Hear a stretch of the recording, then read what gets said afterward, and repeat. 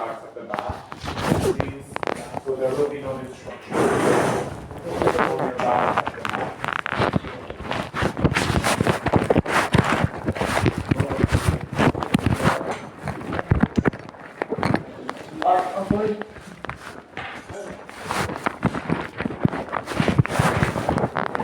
Oh my gosh!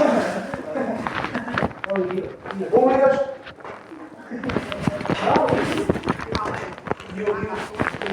Get it? First, pull it.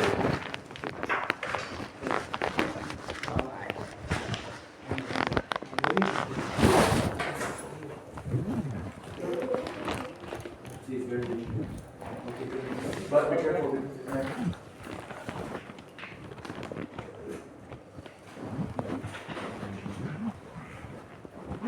Oh! Be careful. Clear the knife. Use as much as possible. Good idea?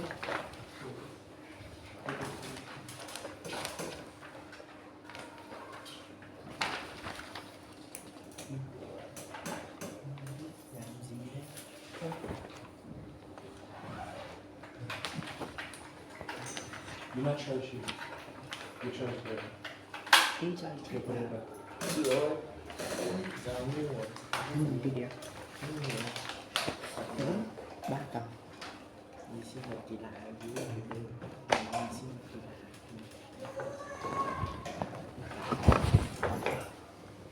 Ra cái. Chứ có thể đi xem cái đó. 5 minutes. Starts now. Đã điểm danh hết chưa?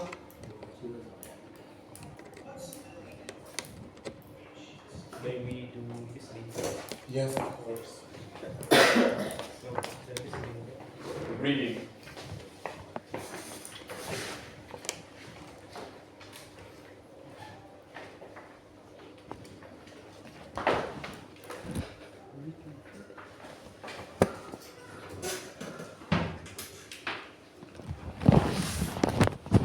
Four minutes.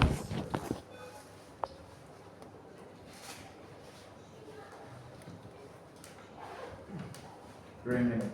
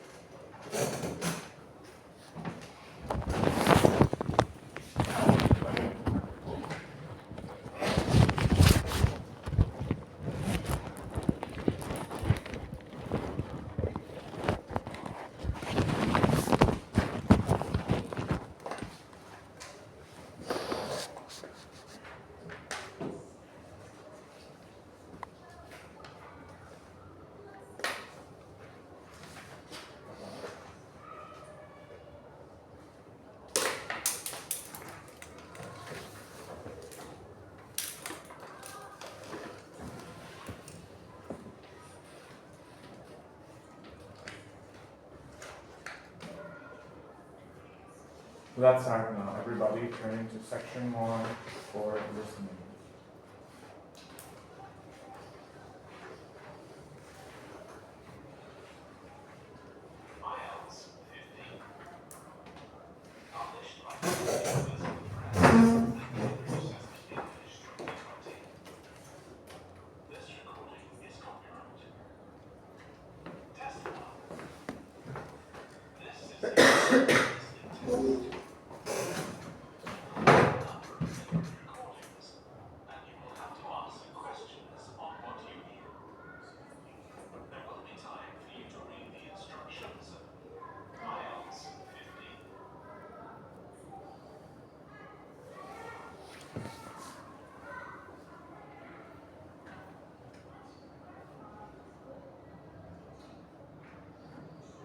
IELTS 15. Is that too much? Published by Lower. Cambridge University Press Enough? and Cambridge Assessment English 2020. This recording is copyright. Test 1. This is the IELTS listening test. You will hear a number of different recordings and you will have to answer questions on what you hear. There will be time for you to read the instructions and questions, and you will have a chance to check your work. All the recordings will be played once only. The test is in 4 parts. At the end of the test, you will be given 10 minutes to transfer your answers to the answer sheet. Now turn to part 1.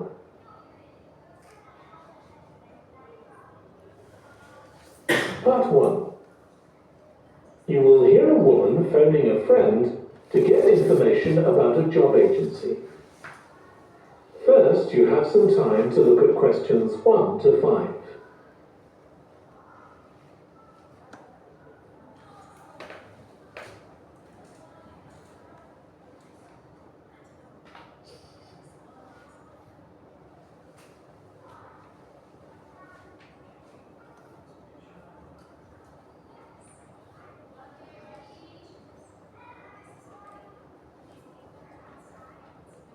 Now listen carefully and answer questions 1 to 5. Hello, William. This is Amber. You said to phone if I wanted to get more information about the job agency you mentioned. Is now a good time? Hi Amber. Yes, fine. So the agency I was talking about is called Bankside. They're based in Docklands. I can tell you the address now. 497 East Side. Okay, thanks. So is there anyone in particular I should speak to there? The agent I always deal with is called Becky Jameson. Let me write that down. Becky. Jameson. Jameson.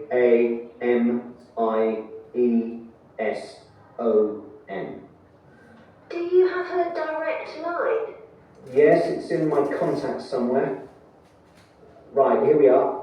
07866 510 333. I wouldn't call her until the afternoon if I were you. She's always really busy in the morning trying to fill last-minute vacancies.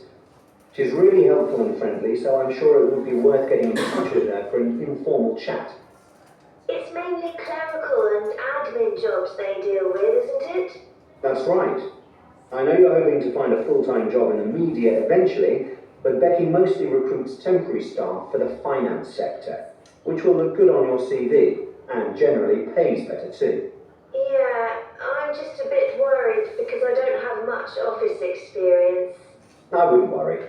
They'll probably start you as a receptionist or something like that.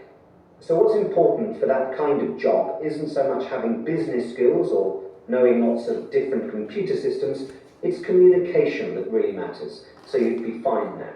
And you'll pick up office skills really quickly on the job. It's not that complicated. Okay, good. So how long do people generally need temporary staff for? It would be great if I could get something lasting at least a month. That shouldn't be too difficult, but you're more likely to be offered something for a week at first, which might get extended. It's unusual to be sent somewhere for just a day or two. Right. I've heard the pay isn't too bad. Better than working in a shop or a restaurant. Oh yes, definitely. The hourly rate is about £10, 11 if you're lucky. That's pretty good. I was only expecting to get £8 or £9 an hour. Before you hear the rest of the conversation, you have some time to look at questions 6 to 10.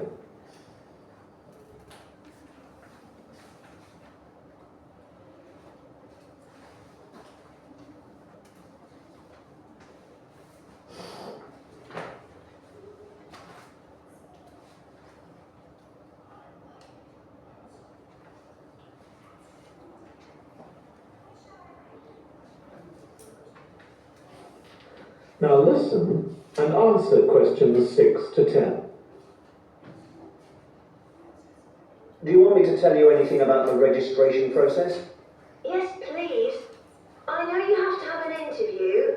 The interview usually takes about an hour, and you should arrange that about a week in advance. I suppose I should dress smartly if it's for office work. I can probably borrow a suit from Mum. Good idea. It's better to look too smart than too casual. Will I need to bring copies of my exam certificates or anything like that? No, they don't need to see those, I don't think. What about my passport? Oh yes, they will ask to see that. Okay. I wouldn't get stressed about the interview though. It's just a chance for them to build a relationship with you, so they can try and match you to a job which you'll like. So there are questions about personality that they always ask candidates, fairly basic ones. And they probably won't ask anything too difficult, like what your plans are for the future. Hope not. Anyway, there are lots of benefits to using an agency. For example, the interview will be useful because they'll give you feedback on your performance so you can improve next time. And they'll have access to jobs which aren't advertised. Exactly. Most temporary jobs aren't advertised. And I expect finding a temporary job this way takes a lot less time. It's much easier than ringing up individual companies. Yes, indeed. Well, I think That is the end of part 1.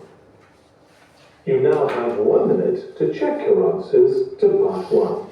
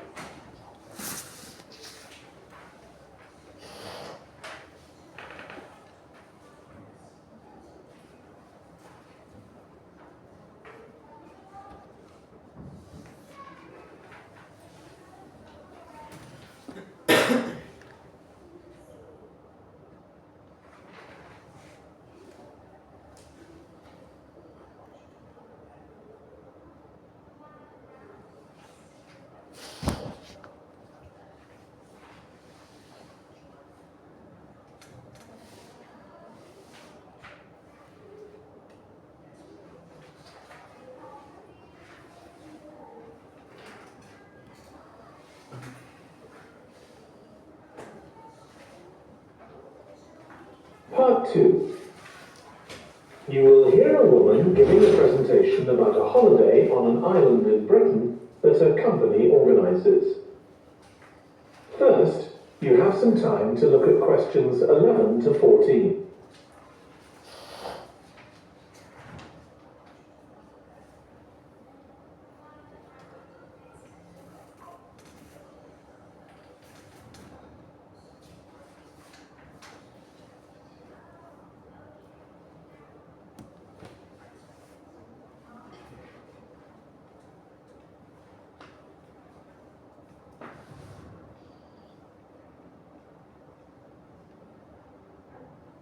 Now listen carefully and answer questions 11 to 14. Good morning. My name's Erica Matthews, and I'm the owner of Matthews Island Holidays, a company set up by my parents. Thank you for coming to this presentation, in which I hope to interest you in what we have to offer. We're a small family-run company, and we believe in the importance of the personal touch. So we don't aim to compete with other companies on the number of customers. What we do is build on our many years' experience, more than almost any other rail holiday company, to ensure we provide perfect holidays in a small number of destinations, which we've got to know extremely well. I'll start with our 6-day Isle of Man holiday. This is a fascinating island in the Irish Sea, with Wales to the south, England to the east, Scotland to the north, and Northern Ireland to the west. Our holiday starts in Heysham, where your tour manager will meet you. Then you'll travel by ferry to the Isle of Man. Some people prefer to fly from Luton instead, and another popular option is to go by train to Liverpool and take a ferry from there. You have 5 nights in the hotel, and the price covers 5 breakfasts and dinners, and lunch lunch on the 3 days when there are organised trips. Day 4 is free, and most people Straunt in Douglas. The price of the holiday includes the ferry to the Isle of Man, all travel on the island, the hotel, and the meals I've mentioned. Incidentally, we try to make booking our holidays as simple and fair as possible. So, unlike with many companies, the price is the same whether you book 6 months in advance or at the last minute, and there's no supplement for single rooms in hotels. If you make a booking, then need to change the start date, for example because of illness, you're welcome to change to an alternative date or a different tour for a small administrative fee. Before you hear the rest of the talk, you have some time to look at questions 15 to 20.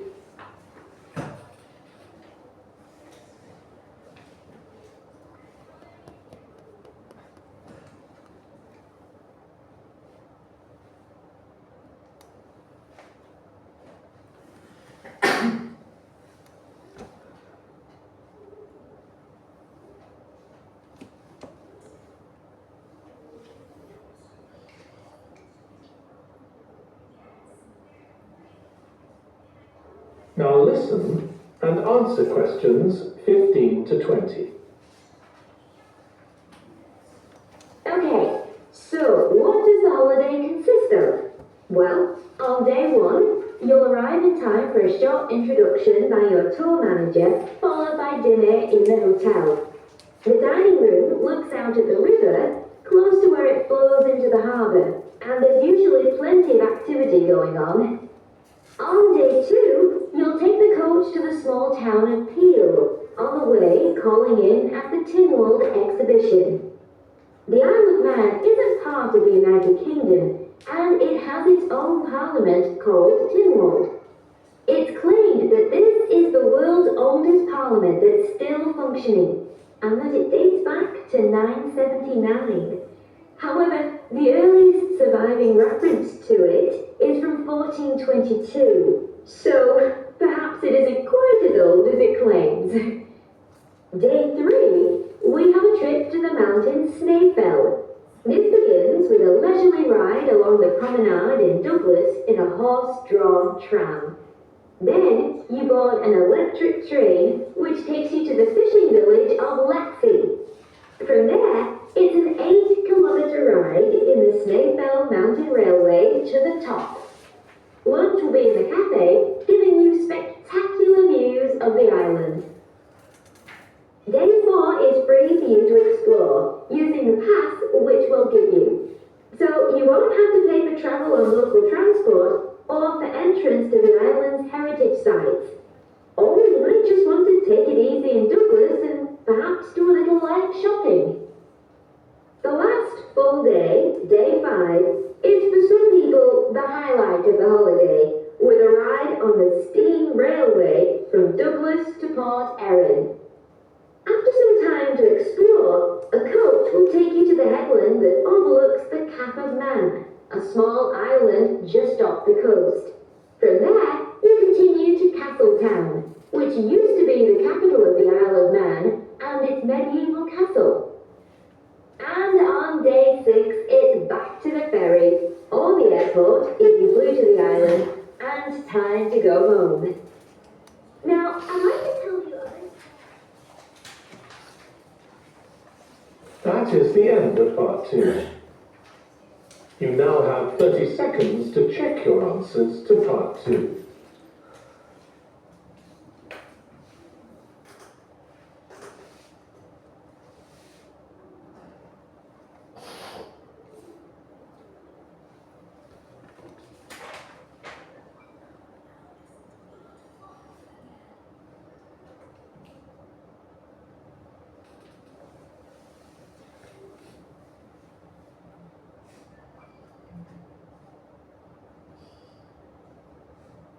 Part 3. You will hear 2 psychology students discussing the effects of the order in which the children in a family are born. First, you have some time to look at questions 21 to 26.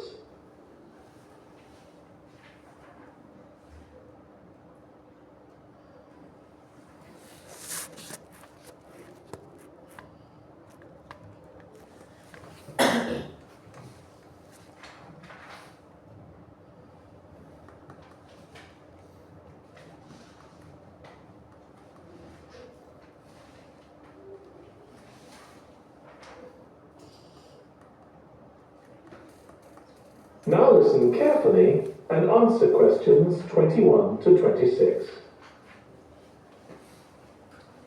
Ed, how are you getting on with the reading for our presentation next week? Well, okay, Ruth, but there's so much of it. I know. I hadn't realised birth order was such a popular area of research. But the stuff on birth order and personality is mostly unreliable. From what I've been reading, a lot of the claims about how your position in the family determines certain personality traits are just stereotypes with no robust evidence to support them. Okay, but that's an interesting point. We could start by outlining what previous research has shown.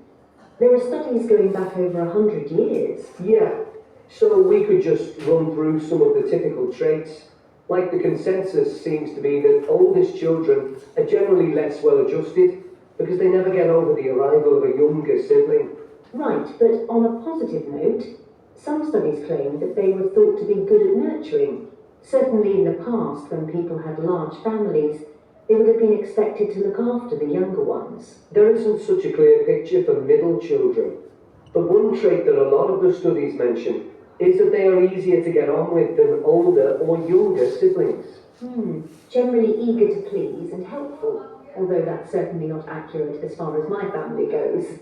My middle brother was a nightmare, always causing fights and envious of whatever I had. As I said, none of this seems to relate to my own experience. I'm the youngest in my family, and I don't recognise myself in any of the studies I've read about. I'm supposed to have been a sociable and confident child who made friends easily, but I was actually terribly shy. Really? That's funny. There have been hundreds of studies on twins, but mostly about nurture versus nature.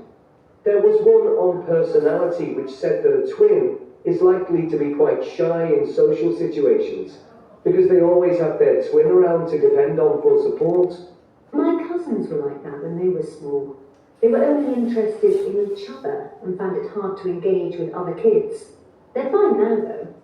Only children have had a really bad press. A lot of studies have branded them as loners who think the world revolves around them because they've never had to fight for their parents' attention. That does seem a bit harsh.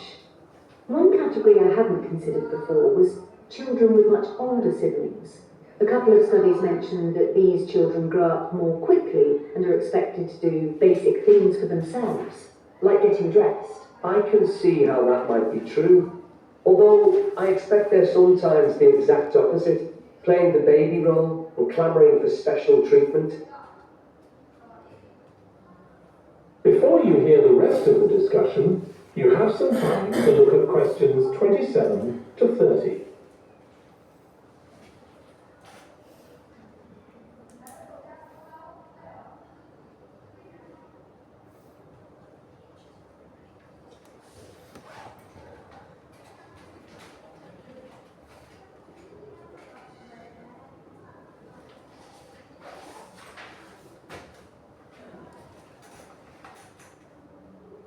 Now listen and answer questions 27 to 30. What was the problem with most of these studies, do you think? I think it was because, in a lot of cases, data was collected from only one sibling per family, who rated him or herself and his or her siblings at the same time. Some of the old research into the relationship between birth order and academic achievement has been proved to be accurate, though.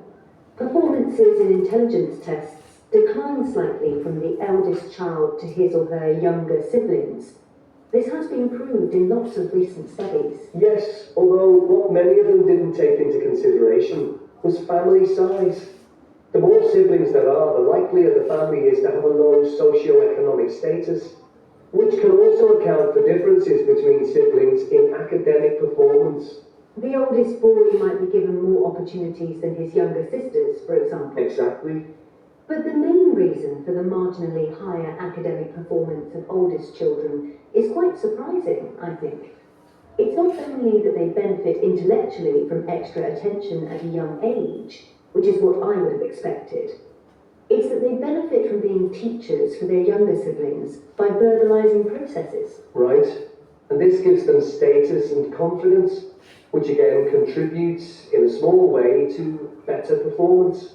So, would you say sibling rivalry has been a useful thing for you? I think so. My younger brother was incredibly annoying, and we fought a lot. But I think this has made me a stronger person. I know how to defend myself. We had some terrible arguments, and I would have died rather than apologise to him. But we had to put up with each other, and most of the time we coexisted amicably enough. Yes, my situation was pretty similar. But I don't think having two older brothers made me any less selfish. I was never prepared to let my brothers use any of my stuff. That's perfectly normal. That is the end of part 3. You now have 30 seconds to check your answers to part 3.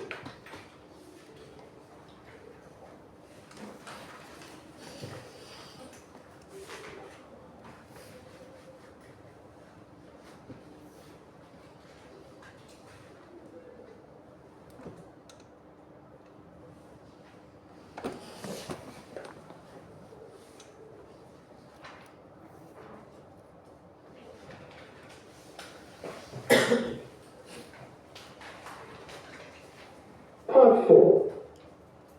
You will hear a student giving a presentation about a type of tree known as the eucalyptus, which is common in Australia.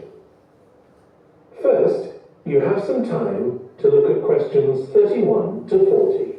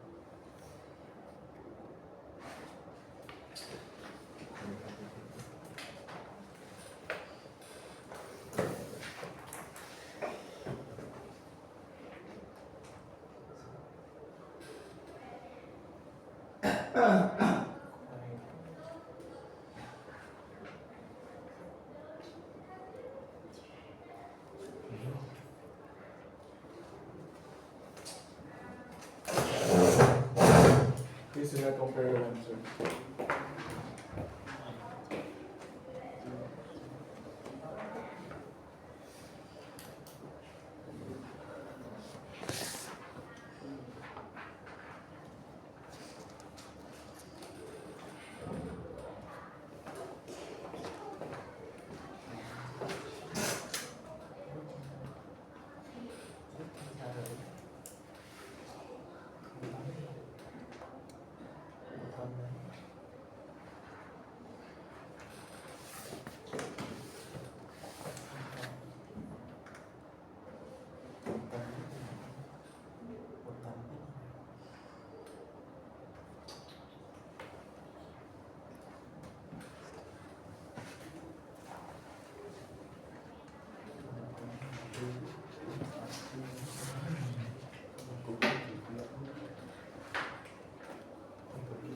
Everybody, I'm sorry.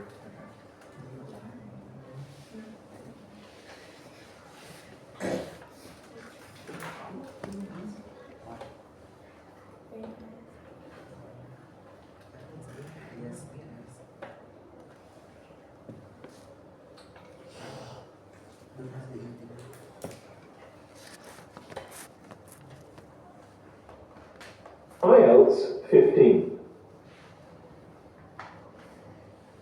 The siblings by verbalizing proofs.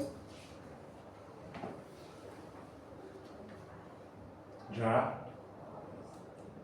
Josephine. Now listen.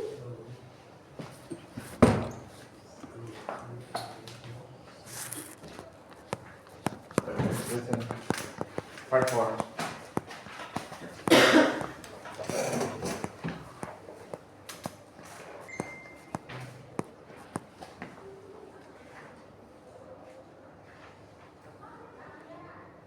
Part 4. You will hear a student giving a presentation about a type of tree known as the eucalyptus, which is common in Australia. First, you have some time to look at questions 31 to 40.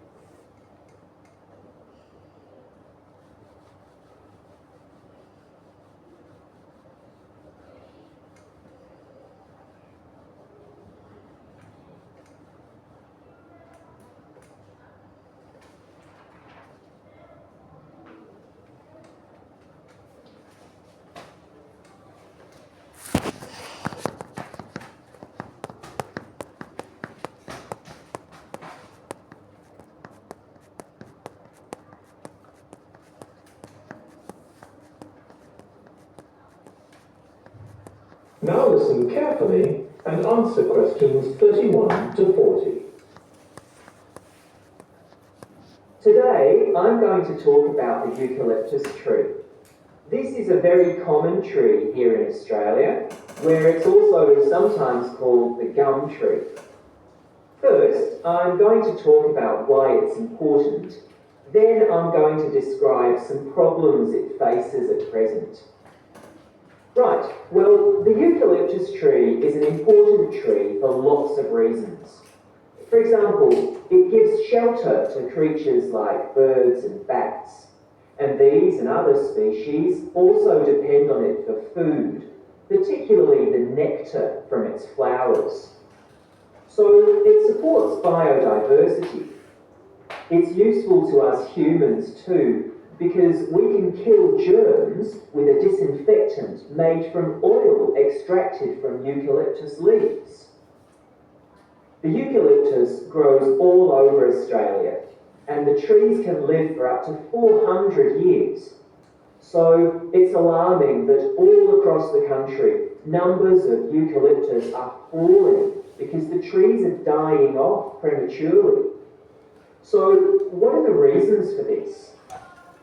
One possible reason is disease. As far back as the 1970s, the trees started getting a disease called mundula yellows. The tree's leaves would gradually turn yellow, then the tree would die. It wasn't until 2004 that they found the cause of the problem was lime, or calcium hydroxide, to give it its proper chemical name, which was being used in the construction of roads. The lime was being washed away into the ground and affecting the roots of the eucalyptus trees nearby. What it was doing was preventing the trees from sucking up the iron they needed for healthy growth. When this was injected back into the affected trees, they immediately recovered. But this problem only affected a relatively small number of trees. By 2000, huge numbers of eucalyptus were dying along Australia's east coast of a disease known as bell miner associated dieback. The bell miner is a bird, and the disease seems to be common where there are high populations of bell miners. Again, it's the leaves of the trees that are affected. What happens is that insects settle on the leaves and eat their way round them, destroying them as they go, and at the same time they secrete a solution which has sugar in it. The bell miner birds really like this solution, and in order to get as much as possible, they keep away other creatures that might try to get it. So these birds and insects flourish at the expense of other species, and eventually so much damage is done to the leaves that the tree dies.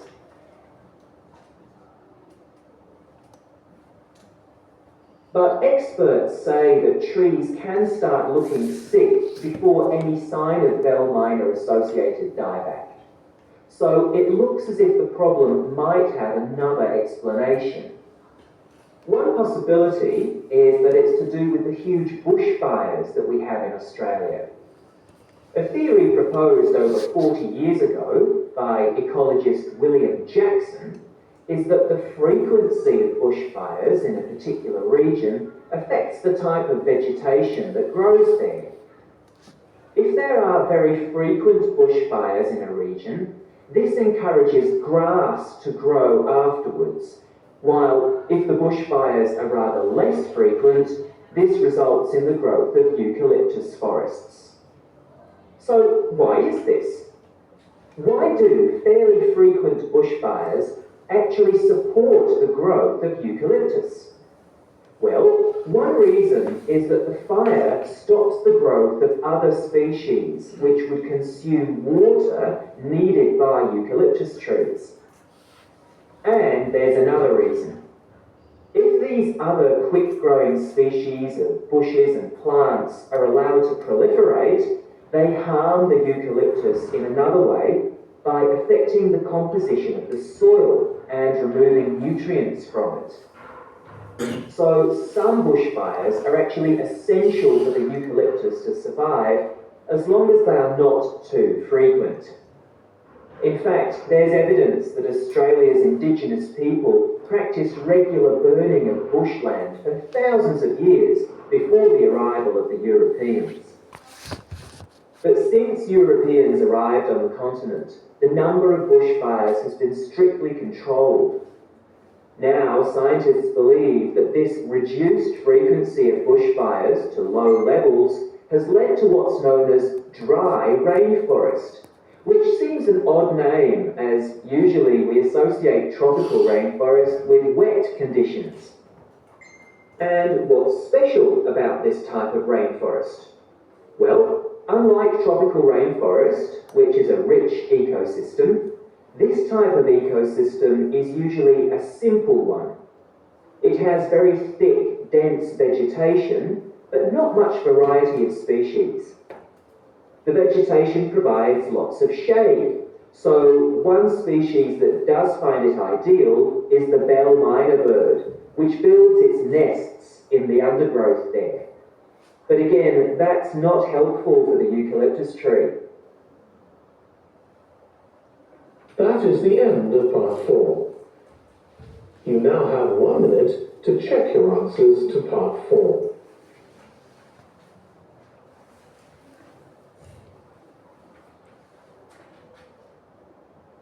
I will let you listen only once. Because we still have reading.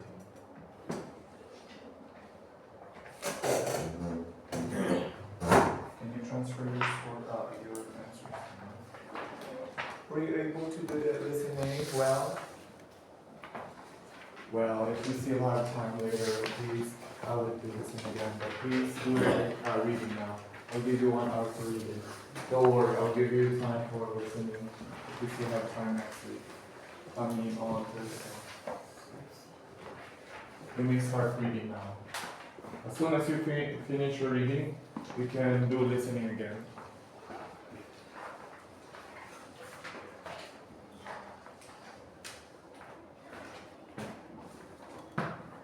That is the end of the listening test.